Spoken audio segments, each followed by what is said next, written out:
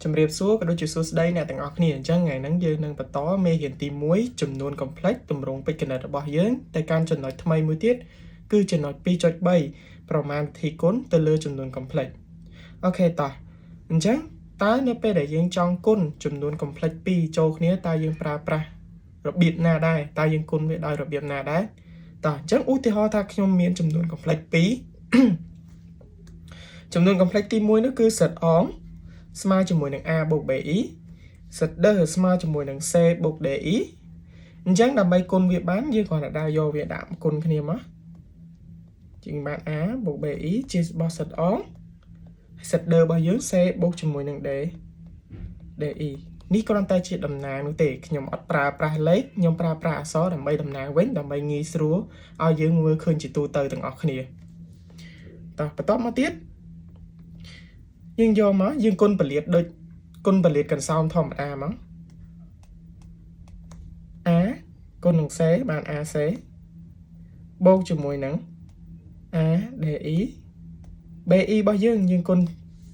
ពលាតកន្សោមដូចគ្នាមកយើងបាន c bi មានសញ្ញាបូកជាមួយនឹង b di ក្រេអូខេបន្តមកទៀតអ្នកទាំងអស់គ្នាត្រូវចាំមួយទៀតគឺ e ក្រេរបស់យើងស្មើប៉ុន្មាន e ក្រេរបស់យើងគឺស្មើជាមួយនឹងដក1អូខេអញ្ចឹងយើងបាន ac បូក adi បូក c bi ដកជាមួយនឹង b bd បន្តមកទៀតអ្នកនរគ្នាប្រើប្រាស់របៀបផ្ដុំរបស់យើងមកគឺយើងផ្ដុំផ្នែកពិតជាមួយនឹងផ្នែកពិតផ្នែកនិមិត្តជាមួយនឹងផ្នែកនិមិត្តអូខេផ្នែកនិមិត្តគឺផ្នែកដែលមាន e អញ្ចឹងផ្នែកពិតរបស់យើង ac ដកជាមួយនឹង bd របស់យើងមកបន្តមកទៀតផ្នែកដែលជាផ្នែកនិមិត្តគឺផ្នែកដែលមាន e ខ្ញុំចាប់ e ជាកតាមកគឺយើងបាន ad បូក c cp អញ្ចឹងជាទូទៅរបស់យើងបានហើយសិតអងគុណជាមួយនឹងសិតដឺអញ្ចឹងជាទូទៅគឺយើងគុណពលាតវាធម្មតាទេបន្ទាប់មកយើងប្រើប្រាស់វិធីសាស្ត្រផ្ដុំគឺយើងផ្ដុំផ្នែកពិតជាមួយនឹងផ្នែកពិតផ្នែកនិមិត្តជាមួយនឹងផ្នែកនិមិត្តមកជាការស្រេចហើយតោះឥឡូវយើងមកមើលលំហាត់គំរូទាំងអស់គ្នាអញ្ចឹងលំហាត់គំរូរបស់យើងគេចង់ឲ្យយើងគណនាសិតអងគុណជាមួយនឹងសិតដឺកគេឲ្យយើងសិតអងស្មើជាមួយនឹង2បូក 3e សិតដឺស្មើជាមួយនឹង5បូក 8e តោះឥឡូវយើងមកធ្វើកមុនកសិតអងគុណឲ្យសិតដឺចាអត់មានអីបាក់ទេមុនដំបូងគ្រាន់យើងដាក់កន្សោមទាំងពីរនឹងគុណគ្នាទៅ2បូក 3e កតាឲ្យ5បូក 8e បន្ទាប់មកយើងប្រើប្រាស់វិធីសាស្ត្រគុណពលាតរបស់យើងមកអូខេ2គុណ5បាន10 2គុណ8បានបូក16e អូខេបន្តមកយក 3e គុណម្ដងទៅអូខេ 3e គុណឲ្យ5បាន15e បន្ទាប់មក 3e គុណឲ្យ 8e យើងបានបូកឲ្យ 24e ការ៉េប៉ុន្តែដោយសារតែ e ការ៉េរបស់យើងស្មើជាមួយនឹងដក1អូខេ e ការ៉េរបស់យើងស្មើជាមួយនឹងដក1អញ្ចឹងយើងបាន10ពីអ្នកនេះបូកចូលគ្នាទៅគឺស្មើជាមួយនឹង31 e